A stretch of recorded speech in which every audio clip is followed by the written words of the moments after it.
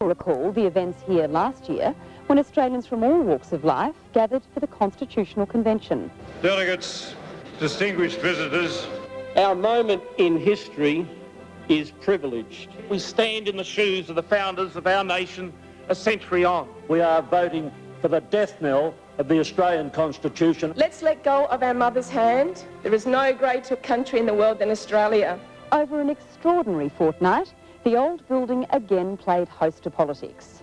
The delegates, despite strong opposition from the monarchists and the supporters of the direct election of a president, opted for a model similar to the one put forward by the Howard government for later this year. Under that model, the Prime Minister would choose a president from a shortlist put forward by a special advisory committee. That choice would need to be supported by the opposition leader and a two-thirds majority of Parliament. With the government just having released its draft legislation and the Republic debate moving back on centre stage, Old Parliament House is again the venue, as the ABC, together with the Constitutional Centenary Foundation, presents A Republic, Feared or Favoured.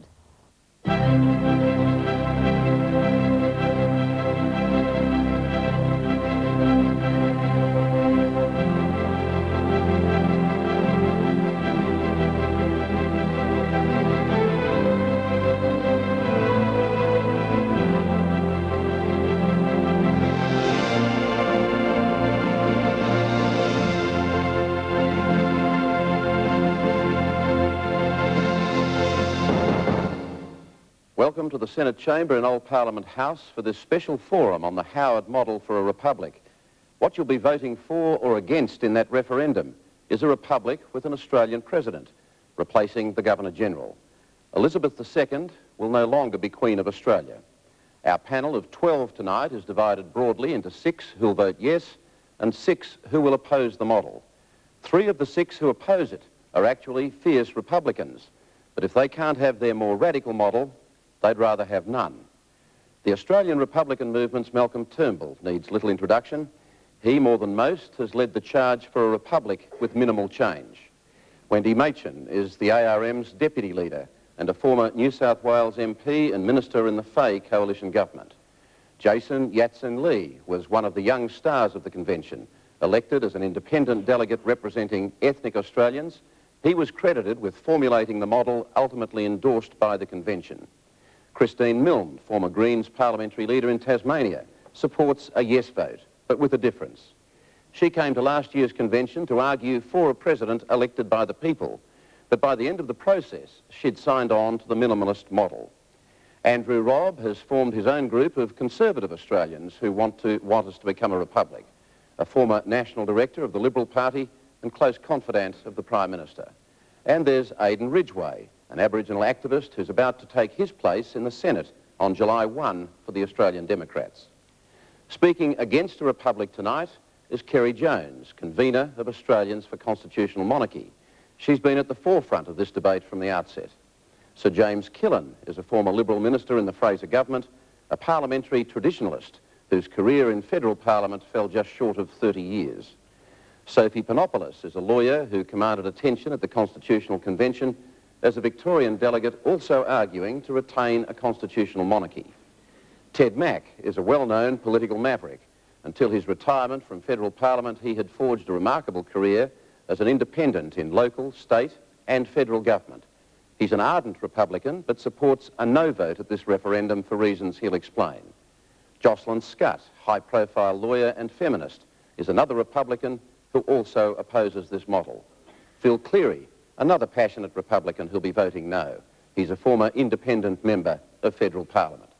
But to get this debate going, we'll hear a brief opening statement from both sides. There's been a toss of the coin, and Ted Mack will speak first for the no vote. Well, speaking as a member of the No Committee and as chairman of the Real Republic Group, this referendum will be opposed because it's neither democratic nor Republican, and it would be a worse form of government than we have now. It removes the role of the Governor-General as an independent umpire of the system, and it leaves the government of the day with dictatorial powers in a crisis.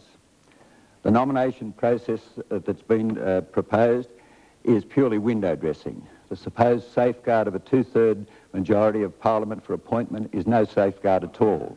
There have been 8 governments that have effectively had a 2/3 majority since Federation.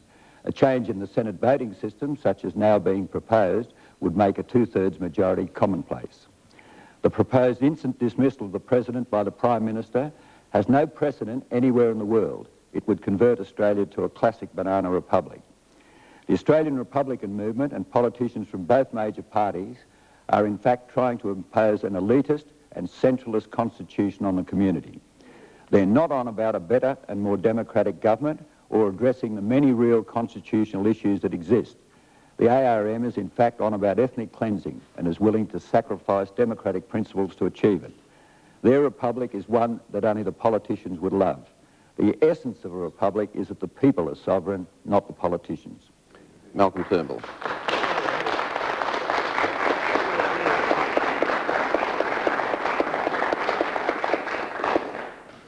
In November this year, we face a very simple test. Do we want to have an Australian citizen as our head of state, one of us, or do we want to keep the Queen of England, the British monarch, as our head of state? If Australia votes yes, we will have an Australian head of state. If Australia votes yes, every Australian child will be able to aspire to be Australia's president, Australia's head of state. If we vote no, the Queen of England will remain our head of state and her heirs and successors into the future. In this referendum, we are not proposing radical political change. That disappoints Ted Mack and others. What we are proposing is essentially a minor substantial improvement to our political system as it exists. Instead of a Governor-General, we'll have a President who will have exactly the same powers as the Governor-General. Instead of a Governor-General that is appointed and can be removed at the whim of the Prime Minister, we'll have a President who will be appointed following popular nomination, will need the support of both the Prime Minister and the opposition, thereby ensuring that you won't have a political partisan as President, and will then require a 2/3 majority of a joint sitting.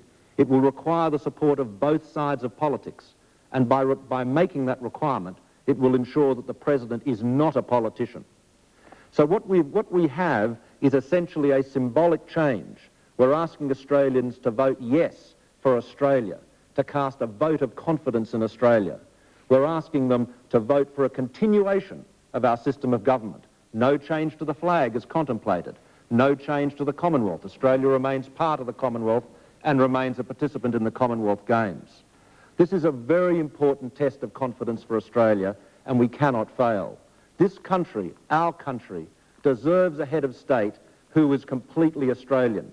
We deserve a head of state who will barrack for Australia in the Cricket World Cup, not unlike our current head of state, whose team, England, dropped out 2 weeks ago. Okay.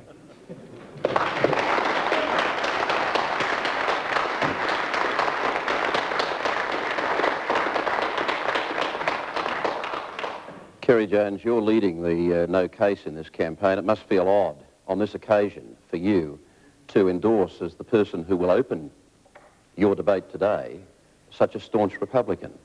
Now, why do you want to retain the Queen as the head of Australia rather than have a republic? Well, the answer to your first question, Kerry, is very clearly in the question that we will all face as Australians on voting day, November 6th of this year, just a short 19 weeks away. And the question we will all see on the ballot paper will be, do you support the Republican Amendment Bill 1999 with a president chosen by 2/3 of the federal parliament? In other words, the question and the model is the focus of what we're going to be talking about for the next 19 weeks. That model would see politicians voting for the president, not the people of Australia, not the people of Australia. And that's why we welcome our colleagues, Ted Mack and Phil Cleary, who have stood up right through the debate and said, give the people a vote, give the people of Australia a say if you're going to change to a republic. But what is the strength of your argument for retaining the Queen as the head of state for Australia? Kerry, it's the best system of government in the world. It's the best constitution in the world. It's proudly and independently Australian. It works, and we're going to fight for it. Christine Milne, you came to the convention last year, as I said, as a very strong proponent for radical constitutional change, including a far more radical model for the Republic than what you're now supporting. Why the change? I think it's really important for Australians to be able to have a debate about who we are, how we define ourselves as a nation. And I see this as the final step, completing Australian independence with an Australian head of state. And I also see it as the first step towards a major public discourse in Australia about what values we hold dear, and having a second convention a few years down the track in which we explore things like a Bill of Rights, legal recognition for Indigenous people, rights for our environment. I want to see gender equity in our Constitution. I want it to be a living, evolving document, and the process has got to start somewhere. But as a starting point for you, any model will do, as long as it's a republic? As a starting point, the compromise model does have problems, but any model has problems, and the current system is broken. The current system deals out Indigenous people. The current system does not give voice to the aspirations of Australians, and I want to see a model instituted so that we can then have a broader discussion. Now, Andrew Robb, one reason that you have taken the profile that you have and that you are with the group that you're with, that is Conservatives for a Republic, is to reassure potential waverers that this is not going to be radical change, that it is going to be as close as you can have to the existing model, except you have an Australian head of state. Now, when you hear Christine Milne's case, is that something for you to be scared of?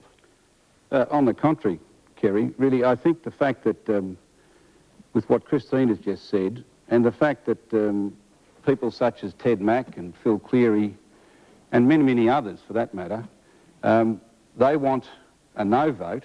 They're in that camp for a no vote, so that they can bring, hopefully, far more radical change at a later point in time.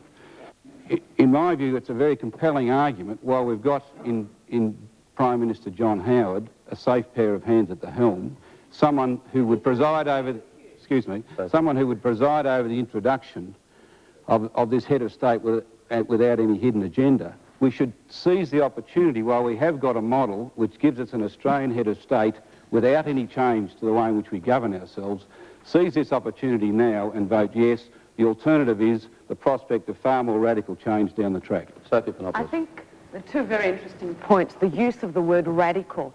Isn't it interesting? The politicians have said, you're smart enough, the Australian people, you can vote for us, but we don't trust you to vote for the president. Therefore, when we vote for the president, that's not radical, but when you vote for the president, that is radical. It's a very convenient tactic to keep power and to increase power in Canberra. As for Andrew Robb's very slick tactic of saying the Prime Minister is a safe pair of hands, the Prime Minister doesn't support this model. The Prime Minister will not be campaigning for this model, and the Prime Minister, John Howard, will not be the Prime Minister forever. There will be other hands that aren't as safe to handle it. Now, Andrew has run many campaigns, and in 1993 ran the Fight Back campaign, and someone said of that campaign, if you don't understand it, don't vote for it. And I would repeat that for this campaign as well. If you don't understand the model, don't vote for it. And Malcolm and none of the other speakers have defended their model. None of them have defended their model. They've gone on about the old jargon of head of state. They know that's an ambiguous question, but they won't defend their model because perhaps they don't even understand it. The model is what we have now.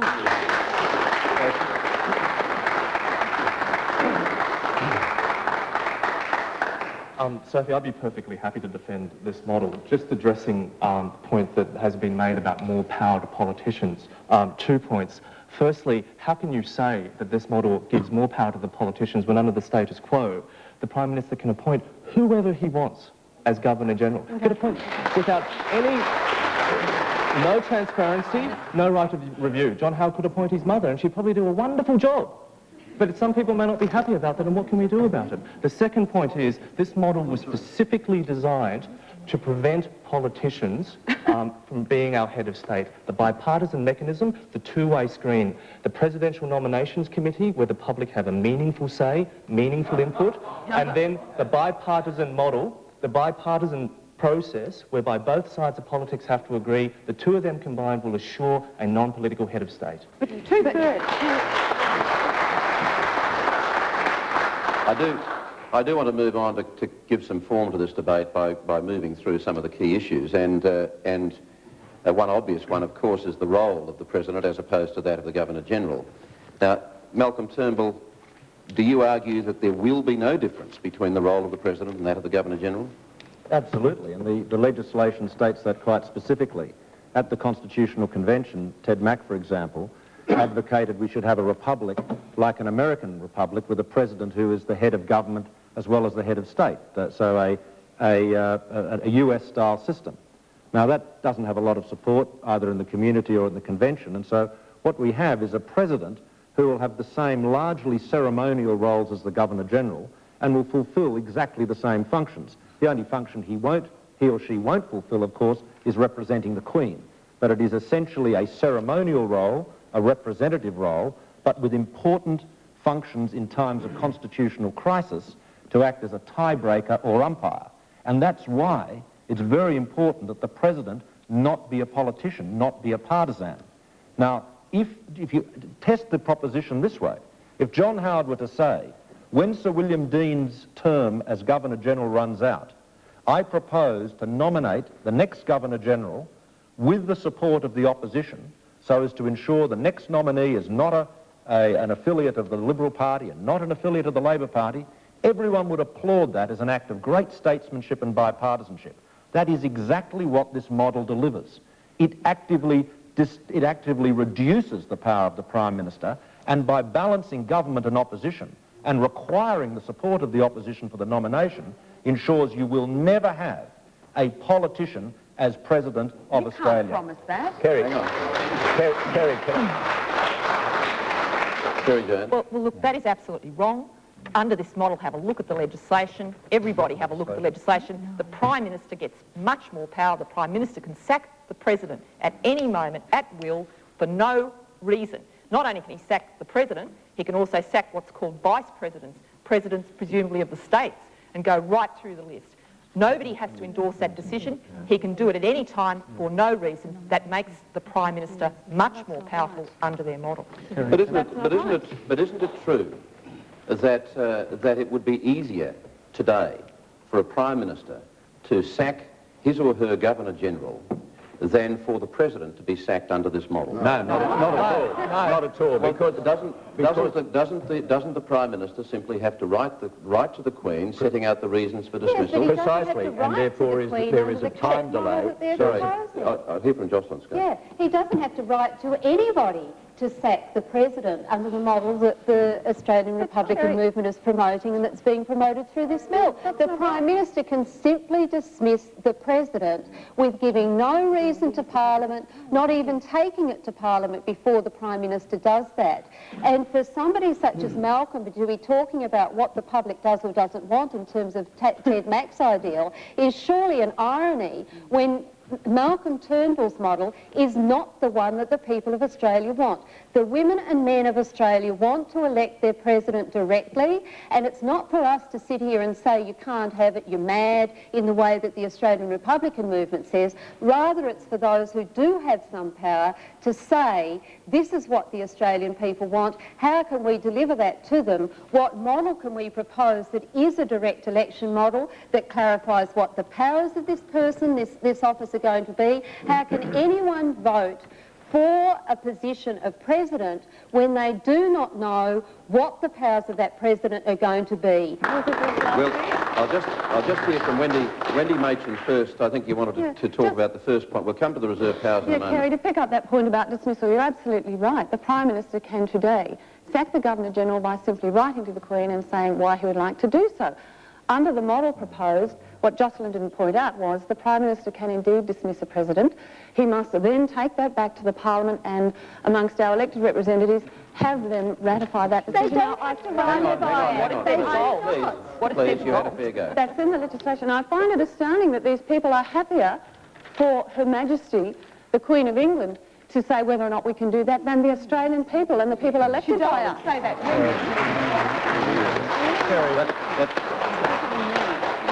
There has been one change, hasn't there, in the way that dismissal takes place from the model recommended by the Convention, and that is the Convention, I think, proposed that the sacking, when the sacking was ratified by the Parliament, that if the Prime Minister did not receive the vote of the Parliament, that was taken as a vote of no confidence in the Prime Minister, who then had to resign. Now, that's no longer the case. No. Yes, Kerry, I don't think that is a defect in the legislation. The practical political fact is that a Prime Minister who removed a President and did not get the ratification of the House of Representatives would be finished politically. He or she would probably have resigned long before it ever came up before the Parliament. But let me make the critical point about dismissal. At the moment, the Queen is bound to follow the advice of the Prime Minister. If that were not the case, Australia would not even be an independent country.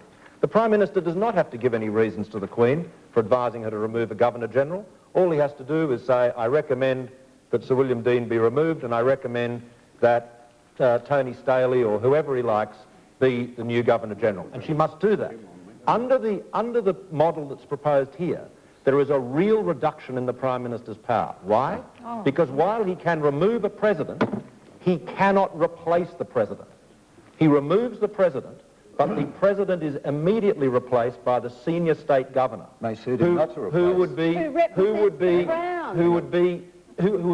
would have nothing to do with the Prime Minister, and then a permanent appointment is made in the bipartisan method by Parliament with a two-thirds majority. And on that point, in a moment, I'll come to just how the President would be appointed. But Phil Cleary, I think you wanted to... Let's try to consider the reasons why a particular group will not entertain the idea of an elected President. Look at the political system at the present time. It is fracturing. The major parties are in decline.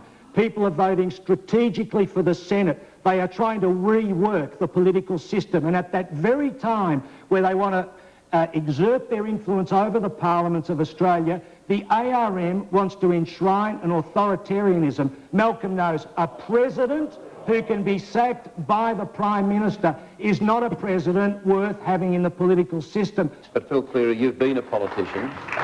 You know that political actions have political costs. You know that if a Prime Minister did what you would set out, there is a political price to be paid at some stage. The Prime Minister has to run the gauntlet of his or her cabinet, their party room, the Parliament, both houses of the Parliament, and ultimately the people. Now, surely that is a factor in the equation. Well, but even within this model, there is a capacity for the Prime Minister to not even have to articulate why he has sacked the President. But do you think the Australian people would allow the Prime Minister to get away with that? What if he says the President's kind of gone mad? But I can't articulate it. I can't divulge this information one step further. This is a possibility. You know, these are serious issues. Very briefly. Just the Malcolm. There was a Freudian slip in Malcolm's opening. He said minor, substantial change. It's very interesting. It is very interesting. It's minor because it's a little stroke of a pen, but it's substantial because it suppresses the sovereignty of the people, and that's the key issue. Aidan Ridgway. Kerry, I probably come to this very naively and perhaps as a prelude to a maiden speech. I feel somewhat today being a member of the 12 Apostles and perhaps being Judas Iscariot in terms of my views in relation to a republic. But certainly on the issue that's being raised by both sides, I think it really comes back to a very simple issue, and that is an issue to do with having faith in Australian people to elect an Australian head of state, including the removal, irrespective of the personality that occupies a position. We have to have faith in our own systems, our own institutions, to provide that capacity for us to make those decisions. The other thing I do want to say, and that is that I think that there is a necessary prerequisite as part of an idea of becoming a republic, and that is that there must be a way of dealing with the question of what place Indigenous people play as part of Australian society. Now, I noticed that Malcolm raised the issue earlier on that republicanism could be described in terms of cricketeering terms and the views of the current Governor-General. I hasten to remind the audience that the first national team that represented this continent was in fact an all-Aboriginal side. And I think that in that context, the issue that needs to be dealt with is that if we are to move forward and become a republic, then there must be an opportunity for Australians to welcome Indigenous people as part of that broader Australian society. But for the first time, for Indigenous Australians to consent to being part of that. They were not given that opportunity in 1901. An opportunity is being provided now. Now, there may be to and for in relation to the issue of republicanism. I certainly take the view that republicanism offers more opportunities for Indigenous people, despite how people might vote on the question of the preamble. In that context... Are you happy with the wording of that preamble?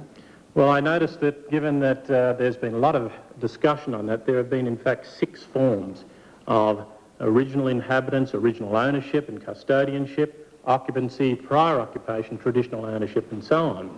I think that essentially what it comes back to is that it must contain a principle of inclusiveness for Indigenous people, and I put forward traditional ownership and custodianship as a minimalist position. Unless we deal with that question, we cannot go forward and become a republic because we continue to carry the cloak of colonialism. Well, I want to come back to the issue of the Governor-General's powers versus the President's powers, and in particular those little things called the reserve powers that on one occasion at least created great heartburn and division in this country, and there was one member of this panel more than most who would remember that vividly, when in 1975, as we all remember, Sir John Kerr, the Governor-General, sacked the Prime Minister, Gough Whitlam. The President would retain those powers, although they've never really been spelt out. Sir James Killen, you might like to start with this. Why are those reserve powers necessary, and why must they stay vague? Well, being back in this building is an emphatic reminder to me that fierce ambition and caprice and obstinacy are very much features of political activity. And you never know when a crisis can arise in government. And those reserve powers are there to ensure the integrity of parliamentary democracy. They have been used in this country on no fewer than 8 occasions. And the fact that they are not defined does present very significant difficulties. May I remind you of the language of Dr. H.V. Evatt, who, as Leader of the Opposition, had sat on occasions in this chamber. He said, surely it is wrong to assume that the Governor-General is a mere tool in the hands of a dominant political party. Now here you have the position in this legislation where the President would be very much a tool in the hands of the Prime Minister of the day. Those powers are not defined, but they are justiciable. So in the case of a crisis, somebody could waltz off to the courts, an Attorney-General with the appropriate locus standi could waltz off to the courts to determine whether or not the power was in fact in existence. So much of our existence is governed by conventions of parliamentary democracy which have never been determined. But it's true, isn't it, that the President would retain the reserve powers? But nobody knows what they are, and therefore putting it in the legislation... But nobody knows that now. No, they become justiciable under this legislation. And as for you, politicise the whole business. If you want to test that, ask these people, will they ensure that the Labor Party's constitution will be altered to give their members a free vote on the nomination? Okay. Andrew Robb. I think there was a speech given just a few weeks ago by John Howard's Attorney-General, the first law officer of the Commonwealth. The man responsible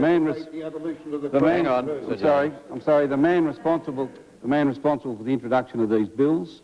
Following the introduction of these bills, he spoke as Attorney-General about the impact of the bills, and he said it would not alter the day-to-day operation of the Commonwealth Parliament, it would not alter the current federal balance between the Commonwealth and the states, it would not give the President powers different to those of the Governor-General, it would not alter the Australian flag or the national anthem, it would not mark a break with our tradition of stable parliamentary democracy. Now, those comments shake the foundations of the no case, and it is the responsibility of all of those advocating no change to an Australian as head of state to tackle each one of these. These are the key questions. You know, how do you contradict John Howard's Attorney-General, who is the man responsible for the legislation that people will vote on in November? Quite easily. You contradict the Attorney-General or the Prime Minister or any other Minister of the Crown quite simply. They are just another politician with just another title. Their view is their view. The Attorney-General has made it clear which camp he is supporting, and that's his view. You've just read out something from his speech. So what? He doesn't have a crystal ball. He has ignored the fact that the ARM has supported and sponsored changing the flag. You haven't mentioned those things. You've just pretended that there'll be no change, that there'll be minimal change, and yet you haven't even used your own words. You've tried to quote from the Attorney-General. I think I'm sorry that Sophie, apart from interrupting all the time, has so little respect for John Howard's Attorney-General, but I guess she probably does have some respect for Sir Zelman Cowen. Just before you go on, I mean, she does reflect a fair view in the Australian public of cynicism about politicians generally. Well, I think They have to earn our respect, I think that Darryl Dawson has distinguished himself as Darryl Williams. You're right. I beg your pardon. The Attorney General has distinguished himself by playing a very, very straight bat in all of this. But let me just speak about Sir Zelman Cowen for a moment. Sir Zelman Cowen came to the office of Governor-General after Sir John Kerr. And of course, Sir John's tenure as Governor-General was a very controversial one because of the events of 1975. And he had a very healing role. Sir Zelman's a very distinguished constitutional lawyer and has I think, taken a very even-handed approach to this debate over the years. His speeches have been used by the monarchists on occasions and by Republicans on occasions. What is his position now that we know exactly what is being proposed? He said in the Bob Hawke lecture in Adelaide recently that this is a model that he would recommend to the Australian people. Now, this is Sir Zelman Cowen, not a politician, but our most distinguished Governor-General. And he's recommending it to the Australian people.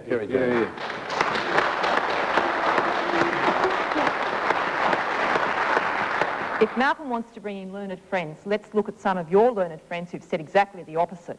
Over 101 criticisms from Sir Anthony Mason, from Linda Kirk, ARM professor, from Professor Winterton, Professor George Winterton. How are they voting? Hang on. They are all saying, they all come to the same conclusion. This document at University of New South Wales Law Journal, over 100 criticisms, they come to the same conclusion, fundamentally flawed. How could you vote for something, particularly when it gives more power to politicians to wheel and deal, if it is fundamentally flawed in the minds of people? Okay, well, since you have raised these names, will you address the interjection from the other side, which is, how are they voting? And I assume the inference is that a number of them will still be voting for the Republic. Well, Kerry, Professor Greg Craven, who's on their committee, has changed his mind now, I think, 10 times at least, from yes, no, yes, no. A lot of those people, I presume, will act with integrity. A lot of those people, I hope, will act with integrity. If they still see this model as fundamentally flawed, if they don't sort out their problems before the vote, I hope they will all vote no. There are a lot of those people on the list who have concerns about the model, and that will be explored in the parliamentary debate. And Bob Brown, for example, is going to move an amendment on the two-thirds dismissal procedure in order that that issue be explored. The point is, the system as we have it now is flawed. There are concerns, but no great human endeavour has ever been achieved by people who say, unless we know exactly what it's going to be at the end, we're not going to take the first step. I have enough faith in the Australian people to make a decision to say, yes, we are going to make a decision to go forward to a republic, and when we do, we're going to have a vigorous debate about what it's like, and we're going to be prepared to modify and to fix up any of the flaws and to expand participation as we go on. We are not going to sit here small and narrow and withdrawn and in a fortress mentality saying, because we can't think of anything better to do, we're not even going to allow ourselves our own head of state. Mr O'Brien, in this debate, one of the conspicuous features, which alas has been overlooked, is the position of the states. In the original compact, the states agreed to unite in one indissoluble Commonwealth under the Crown. Now, what if a state should say we do not want to become part of a republic? As Western Australia 60, 70 years ago voted 2-1 to secede. I believe that this whole movement will lead to very grave dangers to the Australian Federation in a fashion which at the present time I regret are not completely understood. I was going to come to that later, but since you've raised it, we'll jump the queue on it. Malcolm Turnbull, do you have a response on that? Well, Sir James' alarmist views are not shared by any state premier or any state opposition leader. It is universally, the view is universally held with all the state governments that if Australia moves as a nation to have an Australian citizen as head of state, then the same changes should be made at the state level. And there was a convention in Queensland only yesterday which affirmed that, as far as Queensland is concerned, it is constitutionally possible for a state to retain the Queen as head of state of a particular state, but it's also politically foolish, and no state government or opposition advocates that. What I would see as more problematic is that the office of president, if that president's away, the person who we nominated to act in their place is a governor of a state. And it seems to me ludicrous under this model that's being proposed that we would vote, that the 2/3 of Parliament would vote for a president, and then they're away, and in comes a representative of the British Crown to be the acting president. This is another point I was going to come to later, but we'll deal with it now. Jason Yatsen. Just very briefly, I mean, as lawyers know, there are, you know, you act in a legal capacity, and if the senior state governor stepped in, if the president were away or incapacitated, for that period of time would act in the capacity as president, not as governor. And there are legal But even so, does it strike you as somewhat contradictory that you put somebody into the position of an Australian head of state in a republic who, in their normal role, is a governor answering to the Queen? Or representing... No, because they would work excuse me. No, because they would be serving their duties not as a representative of the Queen, but in the office of caretaker president, point one. Point two is that it would be a temporary measure until the new president would be elected by the bipartisan mechanism. But you're very much on about symbolisms with the whole Republican thing. What kind of symbolism is that? Well, Kerry, this is the point is, it is possible to have the Queen as head of state of a state. It is so fantastic an improbability, I find it incredible that we're wasting time talking about it and not about the more important issue as to whether on November the 6th we want to have an Australian citizen as our head of state or keep the Queen of England.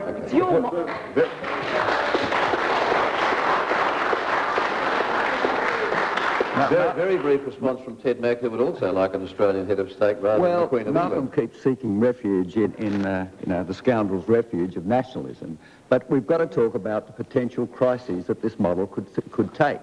Now, the Prime Minister, it may suit him not to have a head of state in a crisis situation. I can think of plenty of situations, and under this model, he doesn't have to have one. But that's wrong. He could leave a state governor there. He could dismiss that state governor. He could dismiss 3 or 4 in a row. He or she have a parliament to answer to, a cabinet to answer to. But the problem is, we're talking about a crisis that occurs every few years, and governments do extreme things. Executives always want to gather more power, and that's the whole history of Australian politics at the moment. Okay, Wendy Machin. Can I take us back to the question of powers and powers versus direct election? I mean, I think as someone with a conservative background, it is important that our head of state is above politics and can carry out that umpire's role in such a crisis.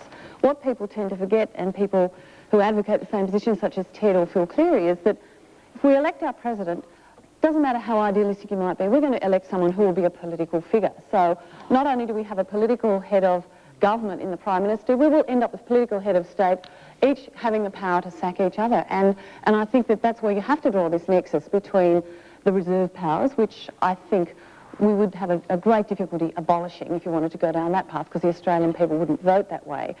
And so we're trying to avoid the situation where you have a political standoff. And that's exactly what we would have under the model that Ted is proposing, as opposed to an impartial umpire, as we have in our Governor-General now. Kerry, there is nothing wrong with political figures. It depends who they're answerable to. If they're answerable to a political party power brokers, we don't want them as president. If they're answerable to the people, it's quite all right. One issue that hasn't been properly looked at tonight is the question of how a president would be appointed. Now, at the moment, Malcolm Turnbull, the Governor-General, is currently appointed by the Queen, acting on the advice of the Prime Minister. What are the virtues in the way a president would be elected under this model? would be chosen? Well, the first and most important thing is that there will be widespread public consultation, there will be a nomination procedure, and that there will be a representative committee representing federal parliament, state and territory parliaments and the diversity of the Australian people to consider nominations. That committee will make a recommendation to the Prime Minister and the Leader of the Opposition, and those two will have to present a single nomination to a joint sitting of both Houses of Parliament. So what is the improvement? At the moment, the Governor-General is chosen by the Prime Minister. He or she can make whatever choice they like. They don't have to consult anybody. The Queen is bound to act on that recommendation. So as Jason said, the Prime Minister could nominate his mother or his best friend. He could nominate anyone. No, that is a fact. That is a fact. Under this mechanism, you have a public process, and because of that public process and because of bringing in the support of the opposition, you will never get a political president. If you look back, no, but if you look back on it, but please, if you look back on it, consider this. Zelman Cowan probably would have got bipartisan support. Sir William Dean probably would have. Would Bill Hayden have got bipartisan support? Does anyone really believe that if Bob Hawke had to get the support of the then opposition, the coalition, the Liberal Party, to Bill Hayden, he would have been appointed? Of course not. So what you will see, that our presidents are going to be non-political people that command support across the community and are not people with a political affiliation or bias. Okay. Can I answer that? Ted Mack, under this model, you will have a number of members of the federal parliament from both sides of politics who have been elected by the people. You will have representative politicians from each state and territory elected by the people. You will have 16 other Australians, presumably prominent Australians, respected Australians, who will have an equal voice on the committee that will choose the president. Isn't that more democratic than the process that takes place now? No, it's just the same. And in fact, the only reason this whole nomination process, well, I'll come to that, the nomination process exists is to give an illusion of democracy about the whole thing. The Prime Minister still can stack his committee. The committee has to meet in secret. We've, in fact, in this proposal, we're going to entrench secrecy into the Australian Constitution. But are you saying that the 32 people on this committee will be the stooges of the Prime Minister? No, but he can stack it the way he wants to, just as the convention was organised, right? He doesn't have to take their advice in any case. And as I said earlier, the two-thirds majority is no safeguard at all, because we've already had that in 8 parliaments, and in the future, if Andrew Robb's system that he proposed gets his way, we could easily get two-thirds majorities again. So really, it's an elaborate farce which just gives an illusion of democracy, but it is no different to the present system in nomination, but dramatically different in dismissal. Jason Yatsen-Lee, you were quite pivotal in your proposals that substantially became endorsed by the convention in terms of the representation on the committee that would choose the president of a diverse representative range of Australians. And the convention's model was quite specific about that. It said that the composition of the committee should take into account so far as practicable considerations of federalism, gender, age and cultural diversity. What has come out of the Prime Minister's model is that the Prime Minister alone can determine who those 16 members of the 32-member panel will be. Now, does that reflect the spirit of what you were after? Okay, a few points here. I understand that an amendment will be moved in the Senate to that. We've written and we've expressed our disappointment with that particular way it was worded in the bill. And it's important that these 16 people be representative. Hopefully we will get that in writing. If not, I heard some heckling when the suggestion was raised that John Howard could appoint his mother. Why? Because of the good sense of the Australian people. So much of our system of government now works not by the precious words of the Constitution, but by our understanding of democracy, the way that things work. The office of the Prime Minister, of the Cabinet, isn't mentioned in the Constitution, but it works. Can I put this question particularly to those Republicans who support a directly elected president but are on the no side? If you have a Prime Minister so prepared to abuse the spirit of what this model proposes, Where is the good sense of the people you would trust to elect their own president in how they would react to the Prime Minister who would who would treat them so contemptuously? It shouldn't depend on that. It shouldn't depend on the people having to get stirred up about what the Prime Minister has done. Isn't that an absolutely fundamental and inescapable part of any democratic political process? Of course it is, but it need not be in this situation. If there were a directly elected president, then there wouldn't be any need for getting upset at what the Prime Minister had done in this regard, because he wouldn't have done it.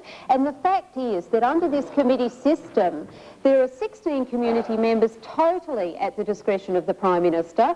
And when you say, Kerry, that the other members are elected, they're elected into their own parliaments, yes, but then the parliaments choose who will go from the major political parties onto this committee. So it's certainly not a system where the people are having a real say. And as for the notion that that will get us diversity in terms of who will be the absolute president, anybody in this chamber or out there in Australia who truly believes under this system the first president of Australia would ever be a woman, that the first president of Australia would ever be an Indigenous person, or that the first person who becomes the president would ever be a person from a minority ethnic background, is living in a dream world. Who it will be is somebody of the establishment. It will be a white middle-class man, and make no mistake about it. That is who it will be. Quick response from Jason. Just very quickly, if there was a direct election, what are the chances of the minorities getting up, including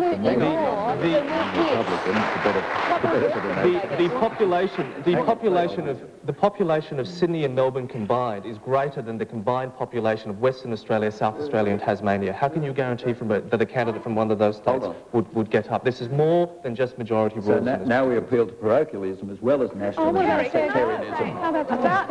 Hold on, Kerry, about the issue that 2/3 of Parliament would never support a politician, will come up with the most representative person. That is a total furphy. Who would ever have thought that Gareth Evans would have got bipartisan support for his position at UNESCO? Well, sending him out of the country, that's right. But the legislation Gareth Evans is a member of a political party and a member of Parliament, and would be excluded from running for president. No, but what I'm saying is that any ex-politician, any political deal, this position will become just another position that the two parties deal together with and buy favours from others. Jason Yatsidley, very quickly. Just very quickly, that is the reason for the first screen. The first screen is the Presidential Nominations Committee. The politicians will not even make it that far. Assuming they make it that far, then they must pass second screen, and that is support from the Leader of the Opposition, and then there is third screen, bipartisan support. 3 screens. I think it's appropriate now, with the time that we've got left, that we should invite our audience in to ask whatever questions they might have to different members of the panel. We'll try and retain some balance in the process as we go, but it is spontaneous. We'll see what happens. My question's for Andrew Robb.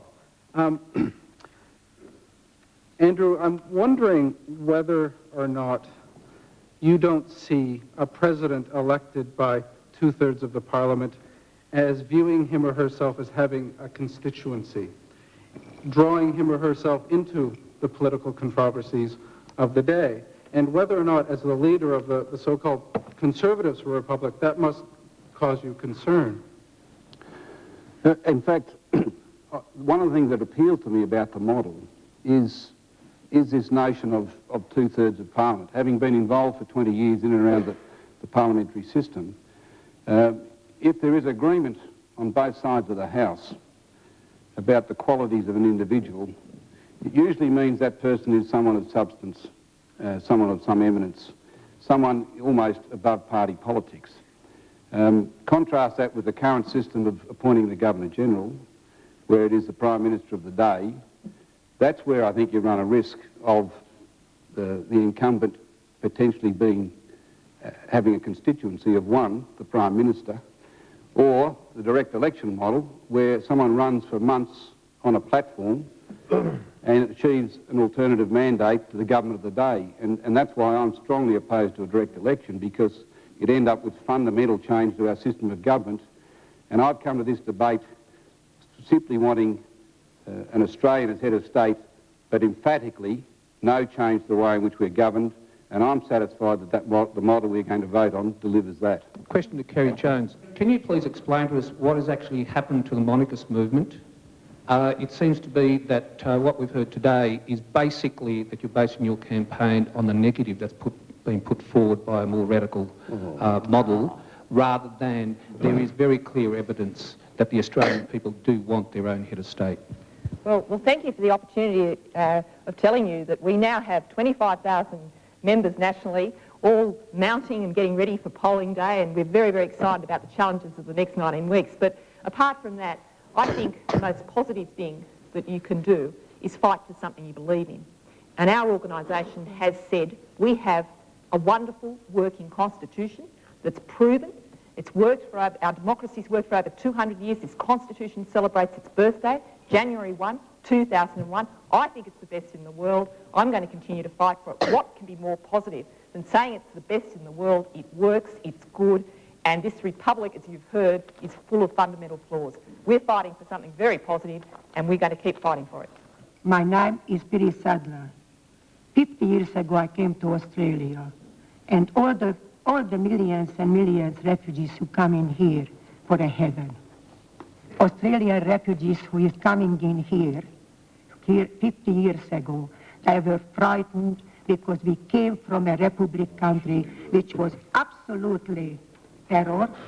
My question is to Mr. Turnbull, why don't you explain the changes to the people?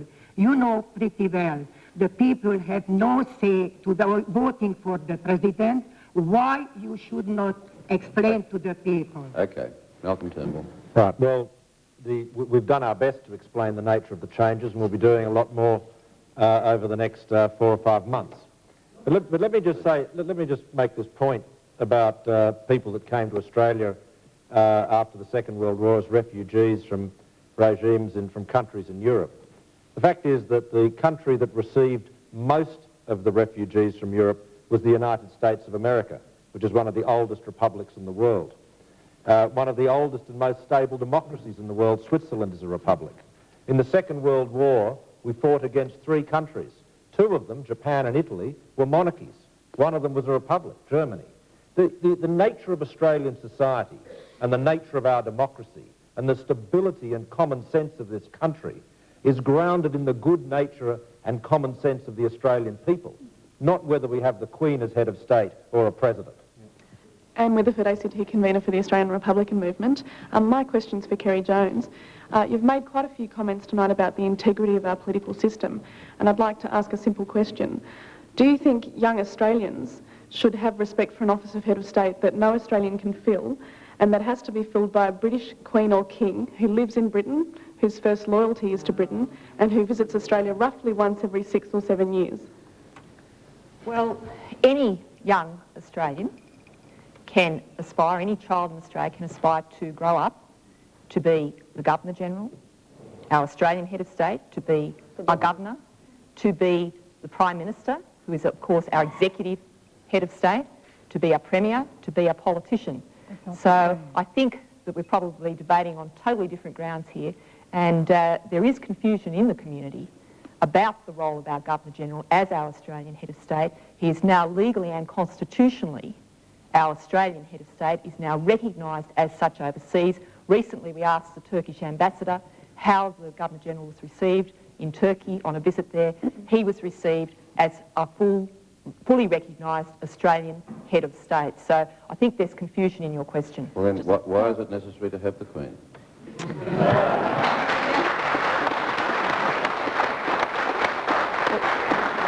And again, thank you for giving me the opportunity to say that the Crown, through the Crown, the Australian Crown, we maintain leadership above politics. Our impartial umpire, our judge, our Australian Governor-General plays that role. Their politician, who's wheeled and dealed to get there in the first place, will not be as impartial as our Australian Governor-General. We are now close to time, and it's appropriate to end this forum the way we started, that is, with a closing statement from the 2 people who in fact opened it, but we'll reverse the order. Malcolm Turnbull, can you summarise your case for a yes vote in the November referendum? In November, it's a very simple choice. We can vote for an Australian citizen as head of state we can vote to preserve our system of parliamentary government. We're not voting for any other changes. We're not going to change the flag. We're not going to leave the Commonwealth.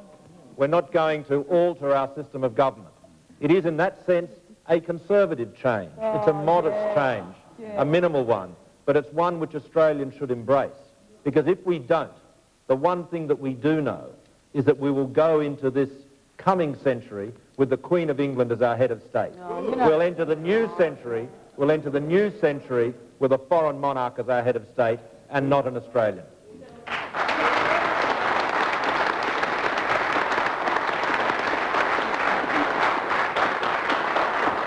And I should make clear, and I'm not having a cheap shot here, but I should make clear for those audience who are about to rush and put pens to paper and saying, how come you had two Republicans closing the debate? I should make plain that it was a consensus opinion that Ted Mack would make this statement.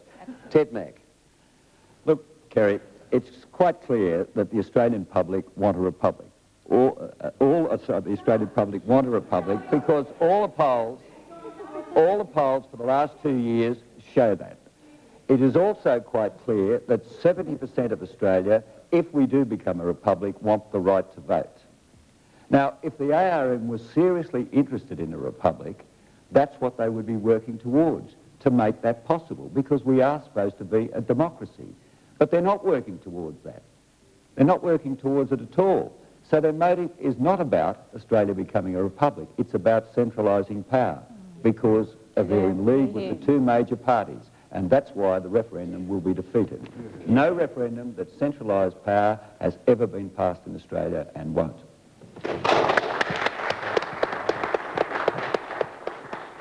And this is where we have to leave this forum, the first major debate of this Republic referendum campaign.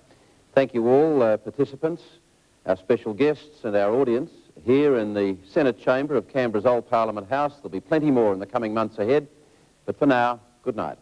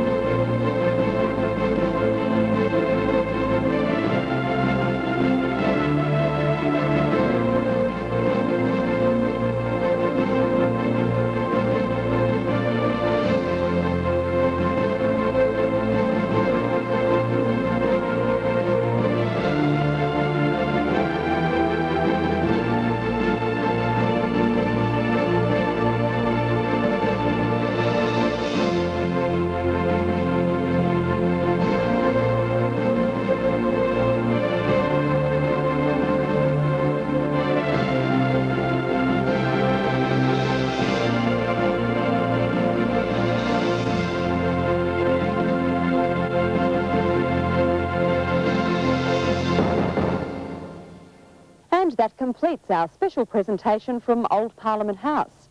If you require further information, the Constitutional Centenary Foundation has an internet website at www.centenary.org.au. And if you're not on the net, you can dial this free call number, 1800 622 001, and the information will be posted to you. For now, from Old Parliament House, good night.